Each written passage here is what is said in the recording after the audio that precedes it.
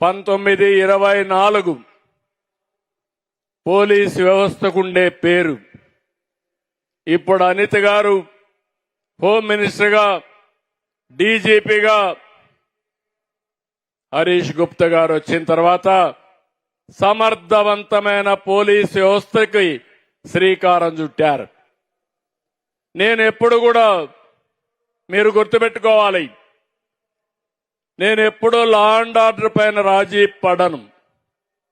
సమైక్య ఆంధ్రప్రదేశ్ నేను ముఖ్యమంత్రి అయినప్పుడు నాకు కొన్ని సమస్యలు వచ్చాయి. రాయలసీమలో ముఠా నాయకత్వం, ఒకరినొకరు చంపుకునే వాళ్ళు ఇక్కడ రాయలసీమ వాళ్ళందరూ ఉంటారు. కడప వీళ్ళందరూ ఉన్నాం ఇక్కడ. నేను కూడా రాయలసీమ వాడిని. అవునా కాదా నేను అడుగుతున్నా మిమ్మల్ని. ఇప్పుడు ముఠాలు ఉన్నాయని మిమ్మల్ని అడుగుతున్నా. ఒకప్పుడు హైదరాబాద్ 6 నెలలు కర్ఫ్యూ.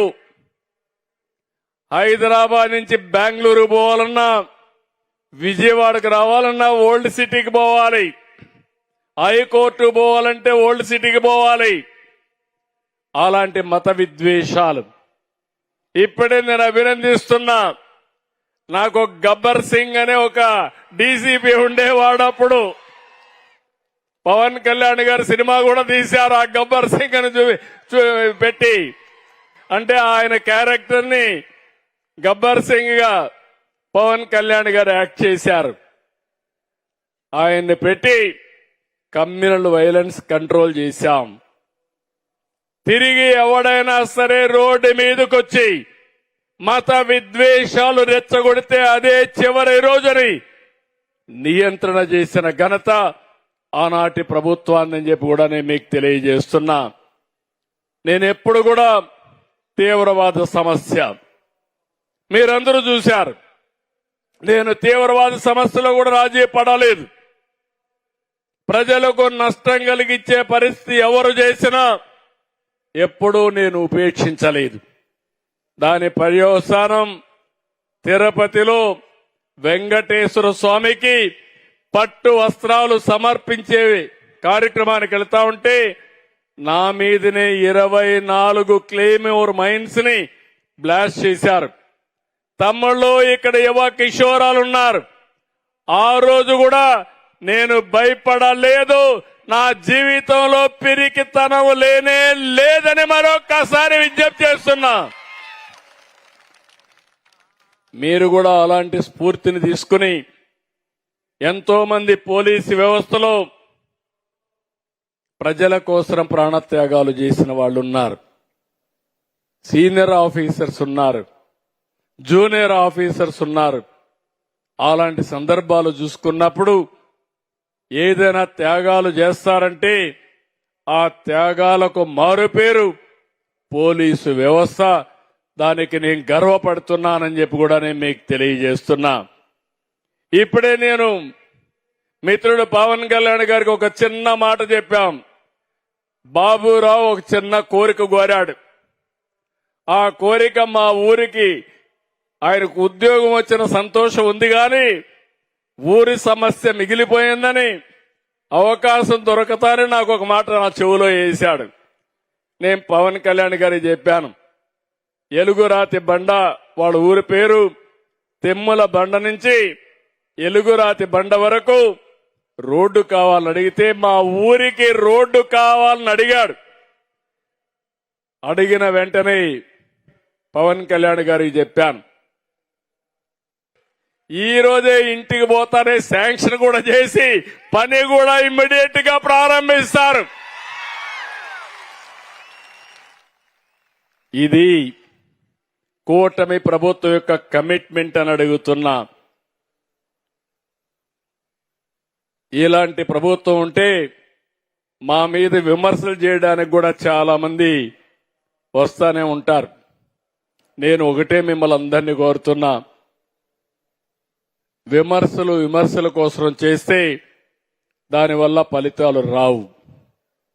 చిత్తశుద్ధుండి పనిచేసినప్పుడు మీరు కూడా గుర్తుపెట్టుకోవాల్సింది, ఏ ప్రభుత్వం వల్ల మీ జీవితాలకు మంచి జరుగుతుందో మీ జీవన ప్రమాణాలు పెరుగుతాయో మీరందరూ కూడా గుర్తుపెట్టుకోవాల్సిన అవసరం ఉందని చెప్పి కూడా నేను మీకు తెలియజేస్తున్నా.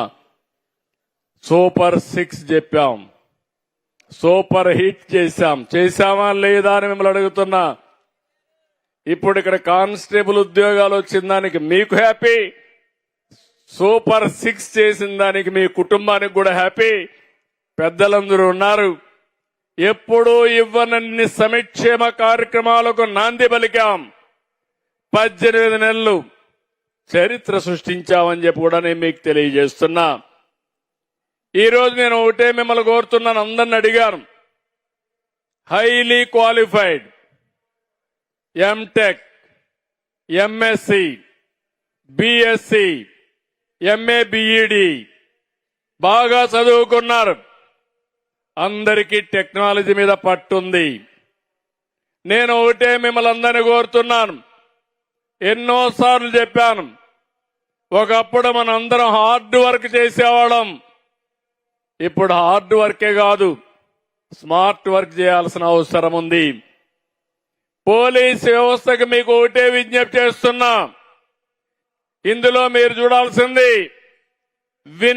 Invisible police. పోలీస్ కనపడకూడదు, విజిబుల్ పోలీసింగ్. మీది మూడో నేత్రంగా ఉండాలి. ఎవడైనా తప్పు చేస్తే చొక్కా పట్టుకోవాలి. మీరు కనపడకుండానే ఆ పని చేసే శక్తి, సామర్థ్యం మీకు రావాలని మనస్ఫూర్తిగా ఆకాంక్షిస్తున్నాను. ఈరోజు సింగపూర్ ఉంది, రోడ్లు ఎక్కడ పోలీసులే కనపడరు. మనం అందరం అనుకుంటాం ఎవడో కనపడలేదు కాబట్టి దారి మళ్ళించి పోదాం, రాంగ్ రూట్లో పోదామని. రాంగ్ రూట్లో పోతానే చొక్కా పట్టుకునే పరిస్థితిలో ఉంటారు. ఎయిర్పోర్ట్ లో చూస్తే ఎవడు పోలీసే ఉండడు. ఎక్కడ చూసినా నిఘా కేంద్రాలు ఉంటాయి. ఎవడన్నా తప్పు చేస్తే 2 నిమిషాల్లో పట్టుకోవడమే కాదు, తప్పు చేసిన వాడు మళ్ళా కనపడడు. అలాంటివన్నీ చేసే పరిస్థితికి వస్తున్నారు. ఈ రోజు నేను మిమ్మల్ని అందరినీ ఒకటే కోరుతున్న, టెక్నాలజీ ఉపయోగిద్దాం. PPP నేరాల నియంత్రణలో ఈ విధానం మీరు పాటించాలి. ప్రిడిక్టివ్, ముందుగానే ఊహించుకోవాలి. ఒకప్పుడు తీవ్రవాద సమస్య నాకు, ఆ తర్వాత ముఠా కక్షలు, ఆ తర్వాత కమ్యూనల్ వైలెన్స్, ఇప్పుడు రాజకీయ ముసుగులో నేరాలు చేసే రాజకీయ రౌడీలు తయారయ్యారు.